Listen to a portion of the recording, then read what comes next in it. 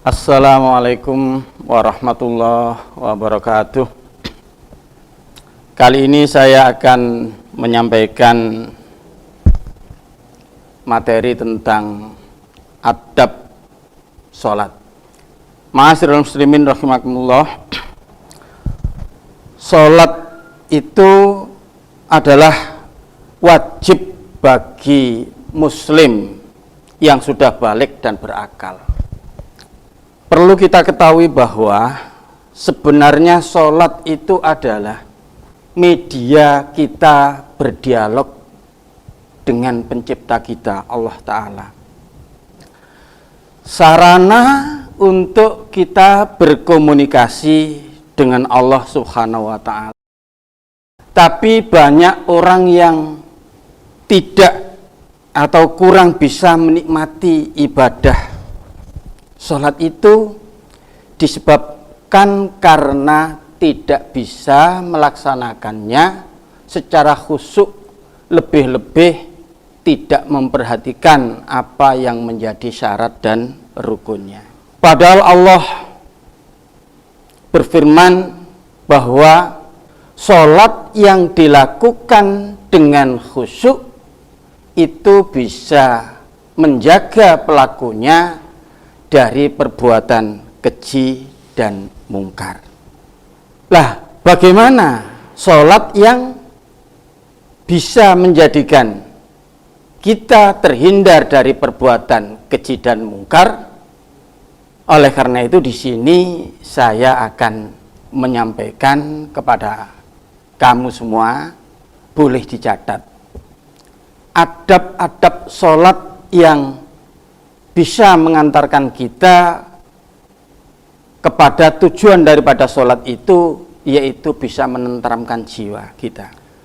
Yang pertama, kita harus tahu waktu dan sekaligus batas-batasnya. Di dalam sholat wajib itu ada waktu-waktu yang tidak boleh dilaksanakan seenaknya.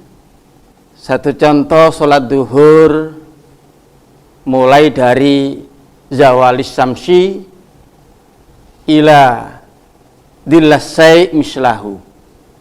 Jadi sholat duhur itu dimulai ketika matahari bergeser min wasatis sama, dari tengah-tengah langit sampai bayang-bayang sesuatu sama dengan bendanya.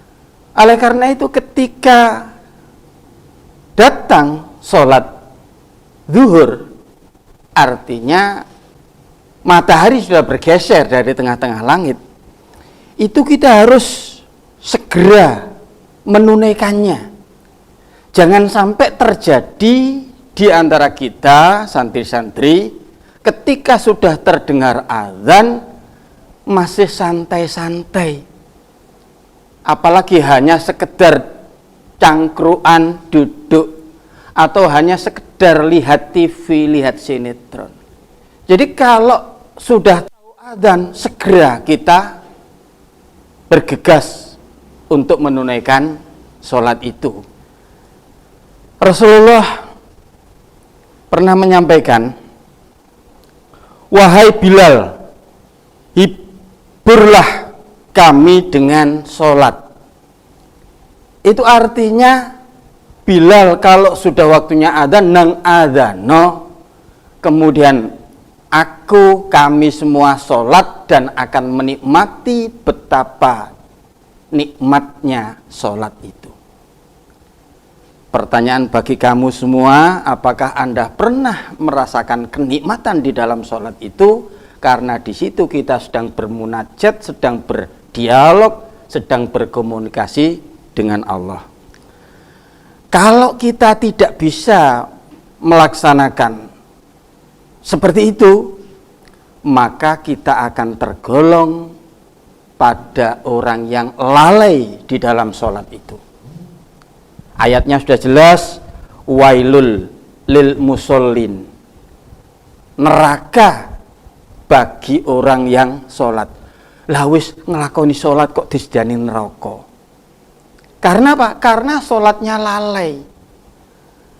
Dia melaksanakan sholat tidak dengan sukacita dan tidak dengan segera menyambutnya ketika waktunya sudah datang. Itu yang pertama. Jadi para ulama menafsiri ayat alladzina hum an sholatim sahun, lalai, itu diantara kita meneledorkan waktu sholat.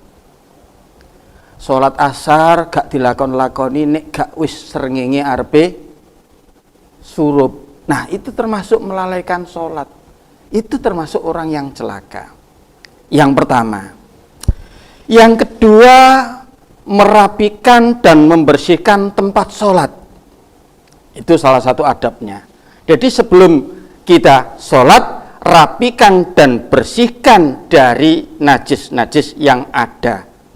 Singkirkan gambar-gambar yang mengganggu konsentrasi dan kekhusyuan kita. Lebih-lebih pesan saya, jangan pernah Anda sholat berangkat ke masjid pakai baju atau kaos yang bergambar. Orang yang berada di soft belakangmu pasti dia tidak bisa khusyuk. Ketika sedang khusyuk membaca Al-Fatihah, tiba-tiba membuka mata, kemudian di punggungmu ada tulisan. Tentu dia di hatinya ingin membaca. Itu berarti sholatnya tidak bisa khusyuk. Oleh karena itu jangan. Apalagi sekarang banyak baju-baju, kaos-kaos yang tulisannya macam-macam dan kadang-kadang lucu. Nah itu kalau dipakai ketika sholat, tentu sholatmu juga tidak khusyuk. Yang di belakangmu juga pasti akan terganggu. Ada berikutnya yang perlu sampean perhatikan adalah memakai pakaian yang terbaik. Ingat, pakaian yang terbagus. Ahsanas saub. Sampean harus bisa membedakan pakaian yang bagus dengan pakaian yang baru. Karena yang baru tidak mesti bagus. Banyak pakaian yang baru tapi gegeri bolong, dengkule tambalan dan macam-macam. Ya. Itu pakaian baru. Oleh karena itu Rasulullah kasih tuntunan bukan pakaian baru tapi pakaian yang paling bagus. Pakaian yang paling bagus itu bersih dan menutup aurat, walaupun wis lama gak popo sih pantes. Karena itu perintah Allah. Ya bani Adama khudhu zinatakum inda kulli masjid.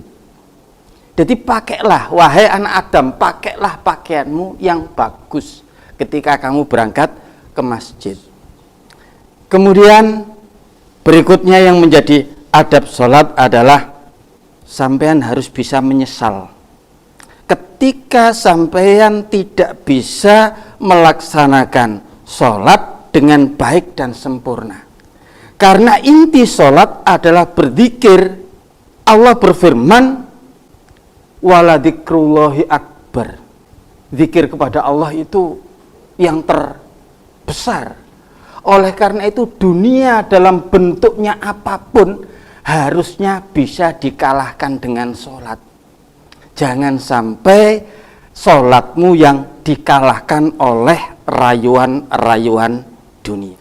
Kemudian yang paling akhir yang harus sampean perhatikan bahwa sholat harus dilakukan dengan khusyuk. Ini adabnya. Bagaimana bisa kita melaksanakan dengan khusyuk? Rasulullah kasih tuntunan, lakukanlah sholat itu seakan-akan kamu akan berpamitan. Berpamitan dengan apa? Berpamitan dengan dunia ini. Jadi seakan-akan lakukan sholat ini adalah sholat yang terakhir. Itu baru kita merasa sholat kita bisa konsentrasi, bisa khusyuk, dan itulah sholat yang akan bisa menenteramkan jiwa kita. Itu 5 adab yang harus sampean perhatikan ketika kita akan melaksanakan sholat. Kalau itu yang kita perhatikan, insya Allah kita akan bisa masuk pada golongan hamba-hamba Allah yang selamat dunia sampai akhirat. In uridu illal islah mastata'tu wa ma taufiqi illa billah alaihi tawakkaltu wa ilaihi unib. Billahi taufiq wal hidayah. Wassalamualaikum warahmatullahi wabarakatuh.